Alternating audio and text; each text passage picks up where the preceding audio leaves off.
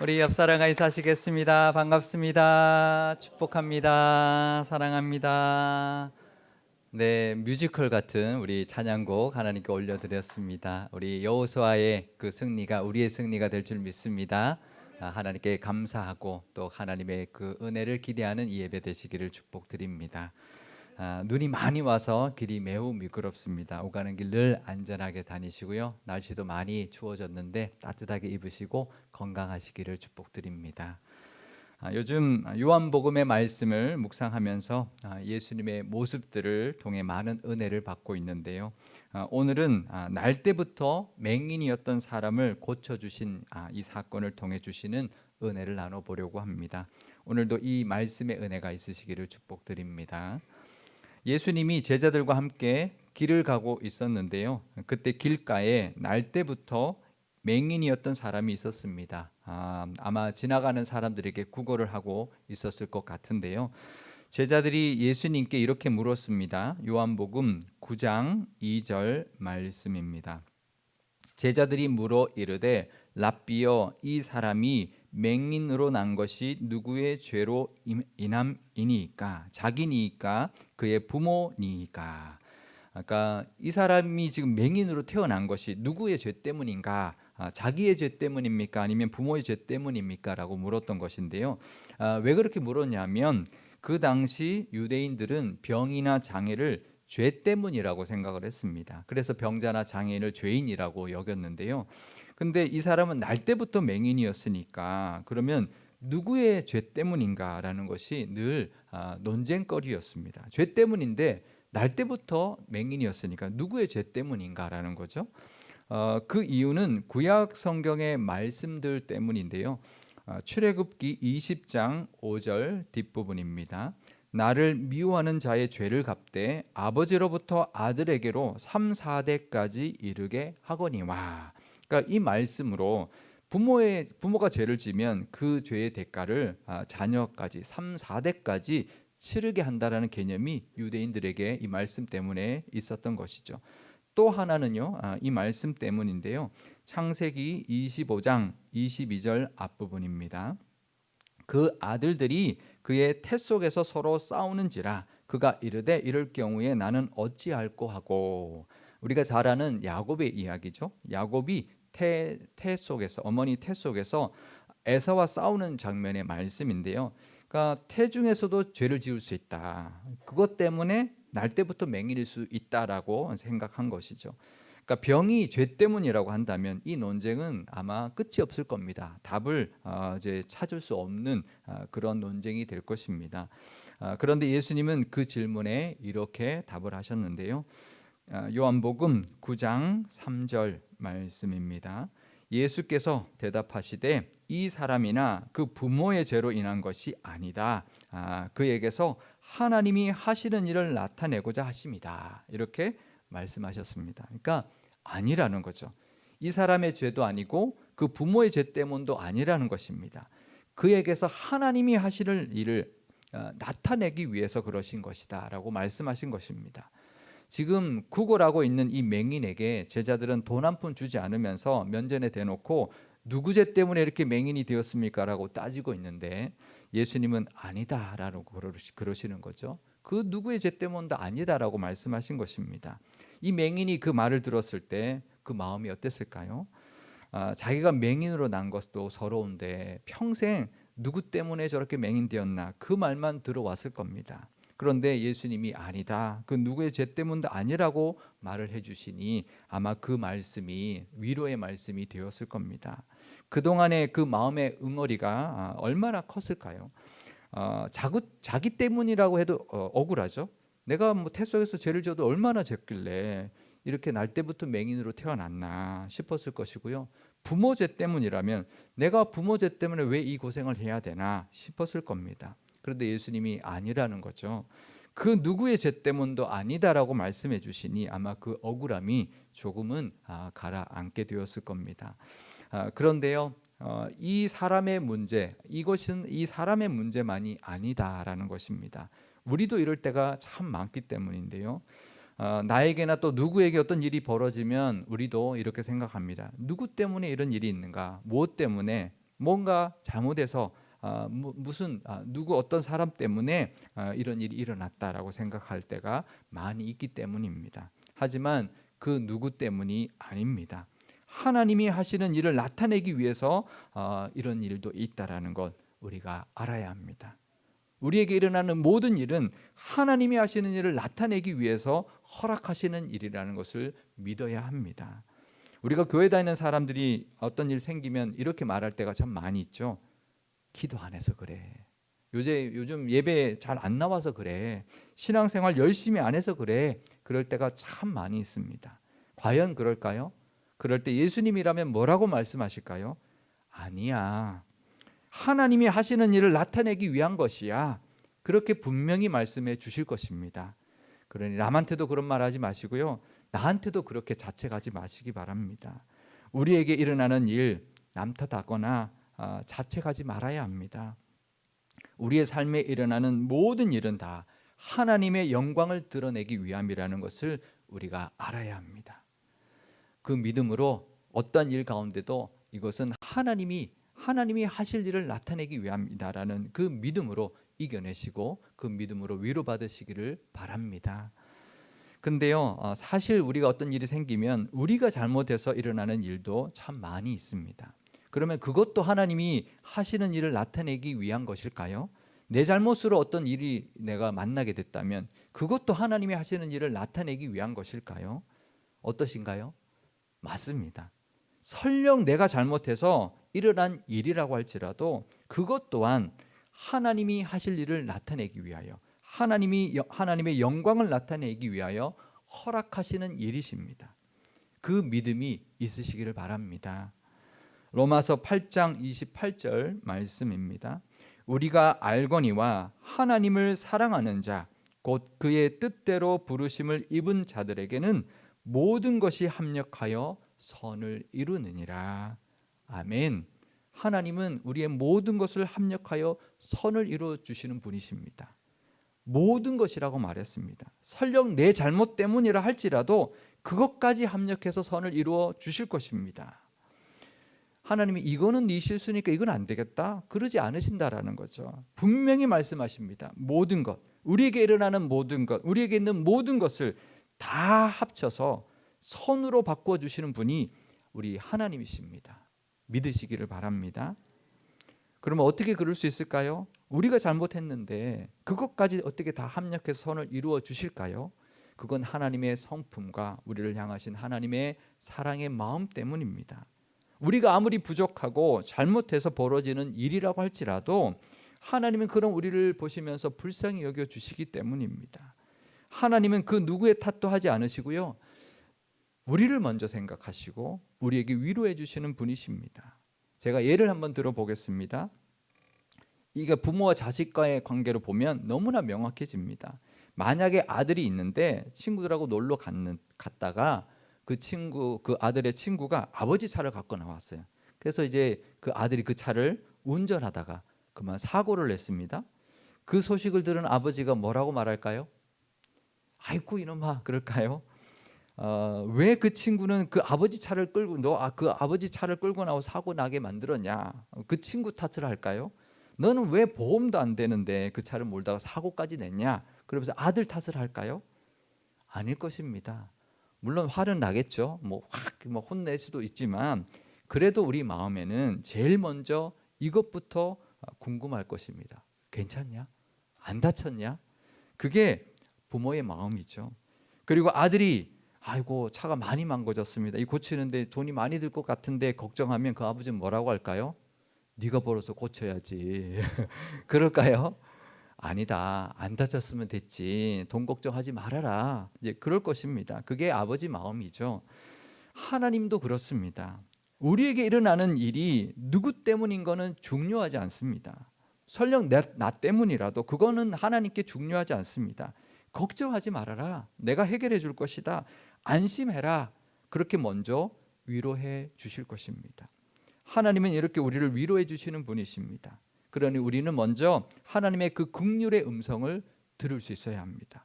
위로의 음성을 말씀으로 들을 수 있어야 합니다. 그리고 또 회복시켜 주실 것입니다. 그냥 아이고 괜찮다 그렇게만 말씀하지 않고요. 다 책임져 주시고 회복시켜 주십니다. 예수님은 그 맹인에게 아니다. 이 사람 죄도 아니고 부모의 죄도 아니다. 그리고 싹 돌아서 가지 않으셨습니다. 그 맹인을 고쳐주셨습니다. 이 맹인은 예수님께 자기 눈을 고쳐달라고 하지 않았는데요. 예수님은 그 맹인의 눈을 고쳐주셨습니다. 요한복음 9장 6절에서 7절 말씀입니다.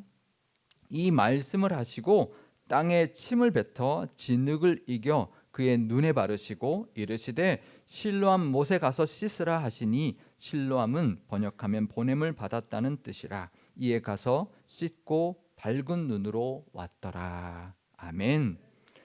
사실 예수님은 그냥 지나칠 수도 있지만 그러지 않았고요.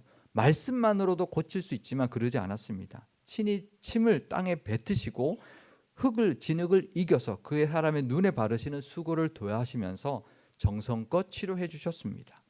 왜 침을 뱉으셨을까요? 조금 비위생적인 것 같은 느낌이 좀 들잖아요, 그죠? 왜 그렇게까지 하셨을까? 사실 다른 맹인들 고칠 때는 그냥 말씀만 하셨거든요. 근데 이 사람에게는 굳이 침을 뱉어서 진흙을 이기고 눈에 발라주는 수고를 하셨습니다. 왜냐하면 그 당시 사람들은 침에 치료의 효과가 있다고 믿었기 때문에 그렇게 해주신 거죠. 우리도 이렇게 아프면 침 바르듯이 그 당시에는 침에는 그런 치료 효과 있다고 이제 믿었기 때문에 예수님이 침을 뱉으시고 그것을 이겨서 그렇게 해주신 거죠. 그러니까 맹인에게 아주 정성을 다해 주신 겁니다. 그냥 말로 하지 않고 손을 대면서 직접 진흙을 이기고 눈에 발라주시면서 아주 따뜻하게 대해 주신 거죠. 아마 이 맹인에게 이렇게 따뜻하게 대해 준 분은 아무도 없었을 겁니다. 그리고 그에게 실로암 못에 가서 씻으라고 했을 때 그는 또 그 말씀에 순종해서 가서 씻었더니 눈이 밝아지게 되었던 것입니다. 우리도 그 하나님의 은혜가 있습니다. 이 믿음으로 하나님의 말씀 붙들고 나가면 우리도 눈이 밝아지고 우리의 문제가 해결되는 은혜가 분명히 있을 줄 믿습니다. 믿고 나아가십시오. 그러면 이 맹인처럼 눈이 밝아지고 하나님의 은혜가 분명히 우리에게 임하게 될 것입니다. 근데요, 문제가 하나 있었습니다. 그건 바로 그날이 안식일이었기 때문입니다. 지난번에 베데스다 연못에 있었던 38년 된 병자를 고쳐주셨을 때도 그날이 안식일이었는데요. 그것 때문에 바리새인들이 예수님을 핍박하기 시작했습니다. 안식일법을 어긴다. 그래서 난리를 쳤기 때문입니다. 요한복음 5장 16절 말씀입니다. 그러므로 안식일에 이러한 일을 행하신다 하여 유대인들이 예수를 박해하게 된지라. 그러니까 예수님이 박해받기 시작한 것이 바로 안식일에 병자를 고치신 것 때문이었습니다. 근데 그것 때문에 이제는 예수님을 죽이려고까지 하고 있는 상황이었는데 또 안식일에 이 맹인의 눈을 고쳐주신다면 분명히 더 난리가 날 것입니다. 그런데도 예수님은 아랑곳하지 않고 그를 고쳐주셨습니다. 하나님은 우리에게도 그러실 것입니다. 그 어떤 대가를 치르더라도 우리를 도와주실 것이고 건져주실 것입니다. 하나님은 우리를 향해 불쌍히 여기시고 위로의 말씀을 주실 뿐만 아니라 실제로 우리를 도우시는데요, 그 어떤 대가를 치르시더라도 우리를 고치시고 회복시켜 주시는 분이십니다. 그 증거가 있습니다. 뭘까요?